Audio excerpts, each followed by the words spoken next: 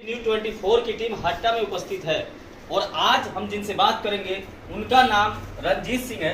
लेकिन मैं आपको बताऊं उनके बारे में कि अपना सारा उम्र जनता की सेवा में लगा दिए हैं, लेकिन फिर भी मूल्यांकन होती है साहब। लोकतंत्र का मेला आता है और लोकतंत्र के मेले में ही आपकी समाज सेवा की मूल्यांकन होती है। हर 5 साल में जनता आपके समाज सेवा की मूल्यांकन करती है अपने वोटों से, और गिनती के दिन अगर आपकी समाज सेवा सही दिशा में है तो मूल्यांकन होती है, और मूल्यांकन भी हो चुकी है और पुनः चुन के आ भी चुके हैं। बहुत बहुत स्वागत है सर। पहले तो मैं बधाई देना चाहूँगा कि आपने दोबारा आप लोग मेरे लिए कवरेज करने के लिए आए, और ये खुशी की बात है कि आप सब मुझे सम्मान दिए और मैं इस सम्मान का सदैव आभारी रहूँगा। इस पूरे चुनाव में आपका ऐसा क्या मुद्दा था जो जनता को काफी भाया और जनता ने फिर आपको मतदान किया? देखिए, सही बात तो मैं बता दूँ, हमारे वार्ड की जनता जो सम्मानित जनता है मेरे साथ की, और मैं एक सेवा के भाव से कार्य करता हूँ और लगातार करते आया हूँ। हमारे वार्ड की सम्मानित जनता के बीच में मैं ज़मीन के स्तर से रह करके काम करता हूँ, ये जनता जानती है। और हमारे प्रतिद्वंदी जो भाजपा के प्रत्याशी थे वो एक वीआईपी कल्चर के थे और वो निकले थे बाहर। मैं उनके बारे में ज़्यादा नहीं कहना चाहूँगा क्योंकि चुनाव हो चुका है, कहना ठीक नहीं। जनता खुद मूल्यांकन कर चुकी है कौन कैसा था। तो जनता ने उनको जवाब दिया और जनता ने मुझे जो प्रेम दिया है, जो सहयोग दिया है, उसका मैं सदैव आभार हूँ। लेकिन जब एक नवयुवक राजनीति में आता है तो उसकी सोच क्या होती है और कितना समर्पण और सेवा और जनता के प्रति होता है? देखिए, नौजवान जब भी समाज में आते हैं तो अपने नौजवानों को लेकर आते हैं, और आपने देखा होगा मेरे चुनाव से लेकर अंतिम तक, जब तक काउंटिंग हुआ और हम लोग जब विजय हासिल किए, तब तक हमारे साथ सभी नौजवान शामिल थे और हैं भी, अभी भी नौजवानों का हुजूम है।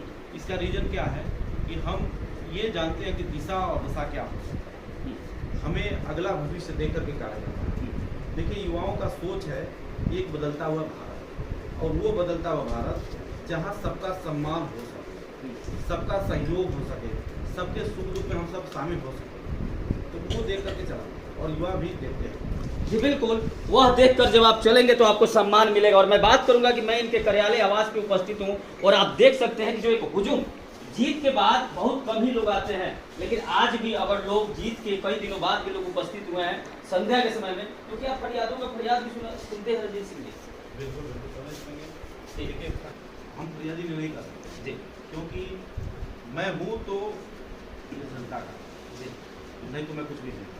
तो जीत का श्रेय किसको दीजिएगा? मैं अपनी जनता को दूंगा, मेरे नौजवान साथियों को दूंगा, मेरे भाइयों को दूंगा, और खास करके मेरी उन माताओं को दूंगा और बहनों को दूंगा जो घर से निकल गई। माने गए मेरे प्रचार में वो दुल्हनें निकल करके प्रचार किए हैं जो घूंघट में रह करके किसी को अपना चेहरा नहीं दिखाई दिया, वो भी निकल के मेरा प्रचार किए हैं। नहीं, तो मेरा अगला क्वेश्चन भी यही है कि किसी भी नवयुवक को रंजीत सिंह बनने के लिए कितना सेवा और समर्पण करना होगा? नहीं, देखिए, हर नौजवान बन सकता है, हर नौजवान आगे आ सकता है। कारण क्या है कि उसके अंदर एक भाव होना चाहिए सेवा का। जब सेवा का भाव आपके दिल में आता है और निस्वार्थ भाव से सेवा करने नहीं, लगेंगे, तो कितना सेवा सर, कितना सेवा? बहुत ज़्यादा नहीं है, क्योंकि रंजीत जी कहते हैं कि दोबारा मुझे चुने तो जनता उनको दोबारा चुनती है, और आपने बताया कि वो औरतें जो कभी घर से बाहर नहीं निकलती है वो भी आपके लिए वोट मांगती हैं, तो कितना सेवा किसी नवयुवक को करना होगा? बिल्कुल मैं बता रहा हूँ। देखिए, बहुत ज़्यादा नहीं है ये सेवा। यही है कि आप उस जनता से जुड़े रहिए, उनके हर पहलू पे खड़े उतरिए और सच्चाई के साथ काम करिए, ईमानदारी के साथ कार्य करिए। आपके मुंह से ऐसा नहीं, मतलब मैं कहूँ कुछ और कल हो जाए कुछ, ऐसा नहीं। आप सच्चाई के साथ उस भाव को प्रकट करिए जो वो चाहती है, जो वो जनता चाहती है, तो आप हमेशा काम करें। तो पूरे जनसंपर्क के दौरान आपने ऐसा क्या देखा कि जनता क्या चाहती है, और वह काम? जनता हमारे वहाँ की बहुत ही अच्छी है, बहुत ही सही है, बहुत ही प्यारी जनता है। वो मुझसे कुछ उम्मीद नहीं करती है, वो खुद हमारे साथ लग करके कार्य करती है, लेकिन उनके उम्मीद का एक नज़ारा ये था कि मैं हमेशा उनके पास एक जीवन सेवक की भांति रहूं। कभी मैं अपने आप को राजा मान करके या सभासद या प्रधान मान कर कार्य नहीं किया। मैं हमेशा सदैव एक माँ का बेटा बन के कार्य किया हूँ, एक भाई का छोटा भाई बन के कार्य किया हूँ, एक मित्र का दोस्त बन के कार्य किया हूँ, और आगे भी ऐसे ही करता रहूँगा। और एक मेरी जो बहनें हैं उनका भाई बन के कार्य किया हूँ। मेरा यही लक्ष्य है कि इन सभी के मुद्दाओं के ऊपर खड़ा उतरूँ और इनके साथ रह करके, जैसे है मेरी बहन है तो बड़ा भाई बनूँ, माँ है तो बेटा बनूँ, मेरी जनता जो मुझे प्रेम देती है। लेकिन जो आपकी संकल्प है और जो समर्पण है और जो सेवा भाव है, केवल सभासद तक तो रुकने वाले नहीं है रंजीत जी, तो तमाम उन ये हमारी जनता है जी ठीक है। और मैं कभी नहीं सोचता हूँ कि मैं ऊंचाई पे जाऊँ। मैं उस ऊंचाई पे जाना चाहता हूँ जहाँ मेरी जनता मुझे ले जाना चाहती है। मेरे वार्ड की सम्मानित जनता अगर मुझे उस ऊंचाई पे ले जाएगी जहाँ वो मुझे देख करके पसंद हो, मैं वहीं तक जाऊँगा, उससे ऊपर नहीं जाऊँगा। मैं इतना ऊपर नहीं जाना चाहता हूँ जहाँ मुझे मेरी जनता छोटी नजर आए। जी बिल्कुल, बहुत अहम बात है और ऐसा बहुत कम ही लोग सोचते हैं, और जो सोचता है वो जनता का सेवक होता है, और जब सेवक होता है तो उसके समाज सेवा पे, उसके चुनाव चिन्ह पे जनता मतगणना वाले दिन मुहर लगाती है और वह आपका विजय श्री होकर निकल कर आता है। जी मैं अपने वार्ड के समाज जनता के साथ साथ इस हाटा नगर पालिका के सभी समाज जनता को यही कहूँगा कि जो भी आपके बीच में आए वो आपका सेवक हो, आप उसे ही चुनिए।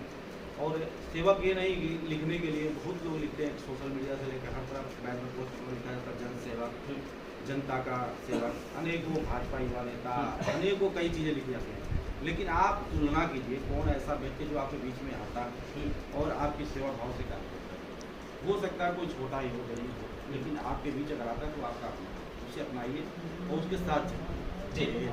और जब यह सेवक समाज सेवा के लिए जब मैदान में आप उतरते हैं, तमाम जगह जाते हैं, तो कभी ऐसा कुछ डर भी सताता है क्या कि शायद कोई मेरी सहानुभूति या ऐसे किसी को क्षति न हो और मेरी समाज सेवा सही दिशा में न जाए, ऐसा कुछ डर भी होता है क्या? नहीं, डर देखिए, डर तो होता है, जनता है और जब हम जनता के बीच में जाएंगे तो डर होता है, क्योंकि हम इतने बड़े नहीं हैं कि हम कमी न कर सकें, सारी चीज़ों पे खरा उतर पाऊँ ये भी नहीं हो पाता है।